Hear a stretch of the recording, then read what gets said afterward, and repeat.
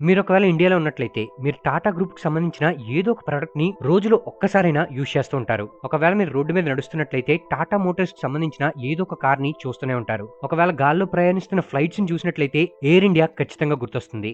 And iconic Taj hotel గురించైతే మనం ఎంత తక్కువ మాట్లాడుకుంటే అంత మంచిది. ఎందుకంటే ఇది వరల్డ్ వైడ్‌గా ఒక ఐకానిక్ హోటల్‌గా పరిగణించబడుతుంది. అండ్ ఇవన్నీ కూడా టాటా గ్రూప్‌కి సంబంధించినవే. పవర్ నుంచి మొదలుకొని ఫ్యాషన్ వరకు, ఉప్పు నుంచి ఉక్కు వరకు, టీ నుంచి తాజ్ హోటల్ వరకు ఇలా అన్నీ టాటా గ్రూప్‌కి చెందినవే. మన ఇండియాలో ఒక చిన్న కంపెనీ దగ్గర నుంచి పెద్ద కంపెనీ వరకు ఇలా టాటా గ్రూప్ కింద సుమారుగా 100కి పైగా కంపెనీలున్నాయి. అయితే మనలో చాలా మందికి ఇదంతా రతన్ టాటా గారి విజన్ మరియు అతని కాన్ఫిడెన్స్ ద్వారానే బిల్డ్ అయిందని అనిపించొచ్చు. అయితే ఇందులో రతన్ టాటా గారి కంట్రిబ్యూషన్ చాలానే ఉంది. కానీ ఈ రోజు మనం చూస్తున్న ఈ టాటా ఎంపైర్ అనేది కేవలం ఒక్క రోజులో నిర్మించింది కాదు. అండ్ ఒక్కరి వల్ల నిర్మించింది కాదు. ఇది 200 సంవత్సరాల చరిత్ర కలిగిన ఒక మహా ప్రస్థానం అని చెప్పొచ్చు. మరి ఈ రోజు వీడియోలో మనం ఒక చరిత్ర గురించి తెలుసుకోబోతున్నాం. ఎలా ఒక విజనరీ లీడర్ తాను చేయాలనుకున్న ప్రతి పని చేసి చూపించాడో తెలుసుకోబోతున్నాం. టాటా గ్రూప్ ని ఒక గ్లోబల్ పవర్ హౌస్ గా నిలబెట్టడం వెనుకున్న చరిత్ర ఏంటో ఈ రోజు మనం తెలుసుకోబోతున్నాం.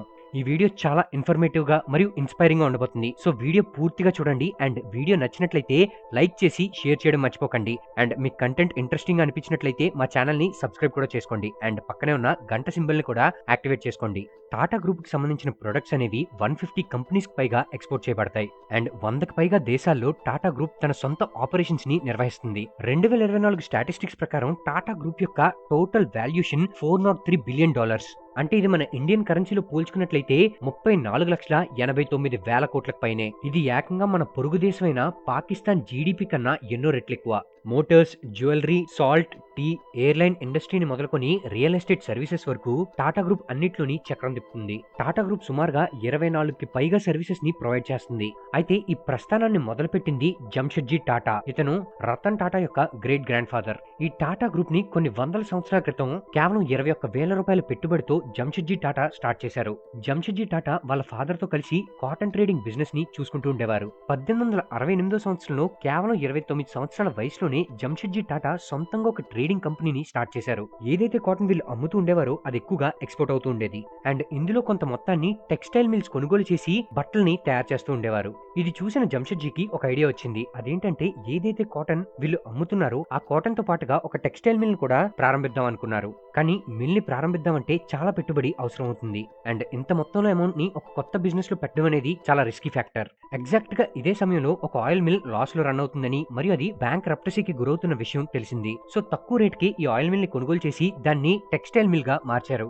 అండ్ ఈ మిల్ కి అలెగ్జాండ్రా అనే పేరు పెట్టారు. కట్ చేస్తే 2 సంవత్సరాల తర్వాత ఏదైతే మిల్ లాస్ లో ఉండేదో దాన్ని ప్రాఫిటబుల్ గా కన్వర్ట్ చేశారు. అండ్ చాలా ఎక్కువ మొత్తానికి అమ్మారు. దీని ద్వారా ఒక కొత్త మ్యానుఫ్యాక్చరింగ్ యూనిట్ ని స్టార్ట్ చేశారు. అప్పట్లో బాంబేలో కాటన్ మార్కెట్ ఎక్కువగా ఉండేది. దీన్ని కాటనో పోలీస్ ఆఫ్ ఇండియాగా పిలుస్తూ ఉండేవారు. జంషెడ్జీ టాటా బాంబేకి చెందిన వాళ్ళు అయినప్పటికీ నాగ్పూర్ లో ఎంప్రెస్ మిల్ పేరుతో ఒక కొత్త మిల్ ని స్టార్ట్ చేశారు. అండ్ బాంబేకి చెందిన వాళ్ళందరూ ఇంత దూరంలో మిల్ పెట్టడాన్ని చాలా ఆక్వర్డ్ గా చూస్తూ ఉండేవారు. అండ్ పెద్ద మొత్తంలో క్రిటిసిజం కూడా ఫేస్ చేయాల్సిన పరిస్థితి వచ్చింది.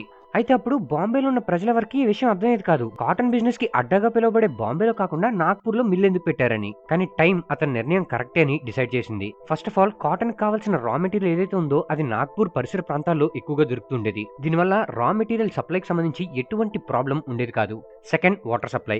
కాటన్ ని బట్టల కింద కన్వర్ట్ చేయాలంటే చాలా ఎక్కువ మొత్తంలో వాటర్ యూజ్ అవుతుంది. అండ్ నాగ్పూర్ కి దగ్గరలో ఎక్కువ రివర్స్ మరియు లేక్స్ ఉండడం కారణంగా వాటర్ కి సంబంధించి ఎటువంటి షార్టేజ్ కూడా ఉండేది కాదు. Third reason, cheap labour availability.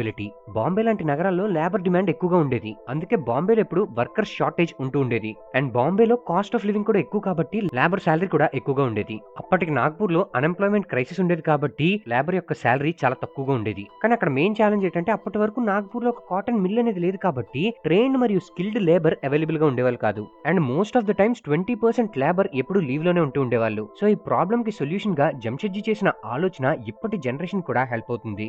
అప్పటి వరకు వర్కర్స్ ని తిట్టడం లేదా వాళ్ళు సెలవు పెడితే శాలరీ కట్ చేయడం లాంటి ప్రాక్టీసెస్ ఉంటూ ఉండేవి. దానికి బదులుగా జంషెడ్జీ టాటా చేసిన ఆలోచన ఏంటంటే వాళ్ళకి ఎడిషనల్ బెనిఫిట్స్ ప్రొవైడ్ చేయాలని ఆలోచించారు. జంషెడ్జీ టాటా ఎలాంటి స్కీమ్ ని తీసుకొచ్చారంటే వాళ్ళ ఆఫీస్ లో పనిచేసిన ఎంప్లాయీస్ ఎవరైనా రిటైర్ అయిన తర్వాత పెన్షన్ వచ్చేలా స్కీమ్ ని రూపొందించారు.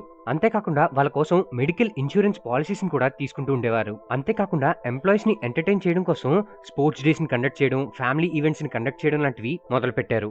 అండ్ బాగా పెర్ఫార్మ్ చేసిన ఎంప్లాయీస్‌కి అందరి ముందు అప్రిసియేషన్ మరియు బోనస్ లాంటివి కూడా లభిస్తూ ఉండేవి. ఇది ఇప్పటి జనరేషన్‌లో మనం అన్ని కార్పొరేట్ ఆఫీసెస్‌లో ఇది చూస్తున్నాం. కానీ అప్పట్లోనే ఇలాంటి ఒక ఆలోచన చేయడం అనేది నిజంగానే గ్రేట్ అని చెప్పొచ్చు.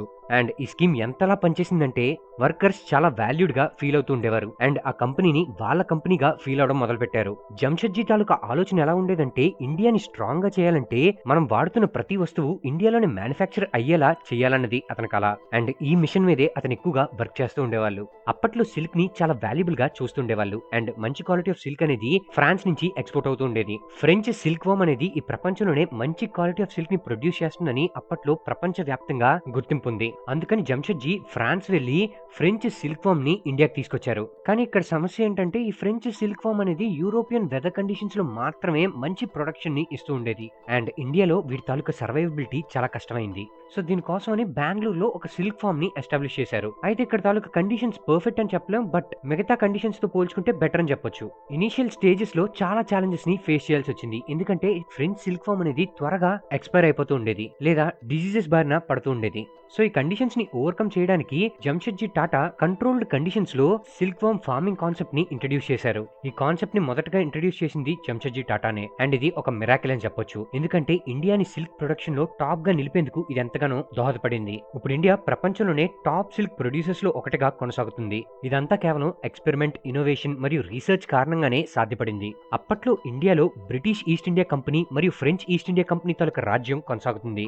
So Jamshedji Tata French east India కంపెనీని టార్గెట్ చేశారు. అండ్ 1885 లో పాండిచేరిలో ఒక కంపెనీని ఎస్టాబ్లిష్ చేశారు. దీని తాలూకా ముఖ్య ఉద్దేశం ఏంటంటే ఇండియన్ టెక్స్టైల్ మార్కెట్ ని ఫ్రెంచ్ కాలనీస్ లో ఇంట్రడ్యూస్ చేయడం. కానీ ఈ ఐడియా అనేది తక్కువ డిమాండ్ కారణంగా వర్కౌట్ అవ్వలేదు. కేవలం కాటన్ ట్రేడింగ్ లేదా టెక్స్టైల్ బిజినెస్ లోనే కాకుండా జంషెడ్జీ మిషన్ ఏంటో ముందుగానే చెప్పుకున్నాం కదా, ఇండియాలో వాడే ప్రతి వస్తువు ఇండియాలోనే మ్యానుఫ్యాక్చరింగ్ అవ్వాలని కోరుకునేవారు. సో ఈ కళ కోసం 4 సెక్టర్స్ లో తన కంపెనీని ఎక్స్పాండ్ చేద్దాం అనుకున్నారు. Iron and steel production, hotel business, education మరియు హైడ్రో ఎలక్ట్రిక్ ప్లాంట్ ని ఎస్టాబ్లిష్ చేద్దాం అనుకున్నారు. అండ్ ఇందులో హోటల్ బిజినెస్ ని పూర్తిగా లాంచ్ చేయడంలో మాత్రమే అతను బ్రతికుండగా సాధ్యపడింది. అండ్ ఇదే ద తాజ్ మహల్ హోటల్. ఇది 1903 లో మన ఇండియాలో ప్రారంభించబడింది. అండ్ తాజ్ మహల్ హోటల్ ప్రారంభించినప్పుడు అండ్ ఇదే ఇండియాలో ఎలక్ట్రిసిటీ ఉన్న ఫస్ట్ హోటల్ గా గుర్తించబడింది. ఇందులో అమెరికన్ ఫ్యాన్స్, జర్మన్ ఎలివేటర్స్ మరియు టర్కిష్ బాత్ టబ్స్ కూడా ఉంటూ ఉండేవి. స్టార్టింగ్ లో తాజ్ హోటల్లో మనం స్టే చేయాలంటే దాని రూమ్ తాలూకా రెంట్ 13 రూపాయలు ఉండేది. అండ్ ఈ కాస్ట్ లోనే అటాచ్డ్ బాత్రూమ్ కూడా అవైలబుల్ గా ఉండేది. అండ్ ఈ తాజ్ మహల్ హోటల్ కట్టడం వెనక చాలా పెద్ద స్టోరీనే ఉంది. అసలు జంషెడ్జీ టాటాకు జరిగిన అవమానం ఏంటి, మన ఇండియాలో మొట్టమొదటి స్టీల్ ప్లాంట్ ని టాటాస్ ఎలా ఎస్టాబ్లిష్ చేశారు, ఐరన్ ఓర్ రిజర్వ్స్ కనిపెట్టడానికి వాళ్ళు పడిన కష్టాలేంటి, 1910 సంవత్సరంలో మొట్టమొదటి హైడ్రో ఎలక్ట్రిక్ పవర్ ప్లాంట్ ని ఎలా ఎస్టాబ్లిష్ చేశారు, మన ఇండియాలోనే ప్రెస్టీజియస్ ఎడ్యుకేషనల్ ఇన్స్టిట్యూట్ అయిన ఇండియన్ ఇన్స్టిట్యూట్ ఆఫ్ సైన్స్ బెంగళూరులో ఎలా స్టార్ట్ అయింది, ఈ ఇన్స్టిట్యూట్ వల్ల మన ఇండియాలో మొట్టమొదటి కంప్యూటర్ మరియు ఎయిర్ క్రాఫ్ట్ ఎలా తయారయ్యాయి, అసలు కేవలం ఒక కాటన్ మిల్ తో స్టార్ట్ అయ్యి ఇప్పుడు 100కి పైగా కంపెనీల్ని టాటా ఎలా మేనేజ్ చేస్తుంది, మరియు టాటా వారసత్వానికి సంబంధించిన ఎన్నో విషయాల్ని అప్కమింగ్ వీడియోలో తెలుసుకుందాం. So stay tuned for the part 2.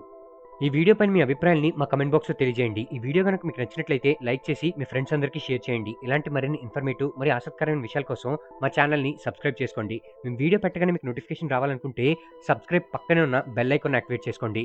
మా నుంచి మరిన్ని అప్డేట్స్ పొందడం కోసం ఫేస్బుక్, ఇన్స్టాగ్రామ్, ట్విట్టర్ మరియు టెలిగ్రామ్ గ్రూప్స్ లో మా ఛానల్ ని ఫాలో అవ్వండి. వాటి తాలూకు లింక్స్ డిస్క్రిప్షన్ లో ఇవ్వడం జరిగింది. Thank you for watching.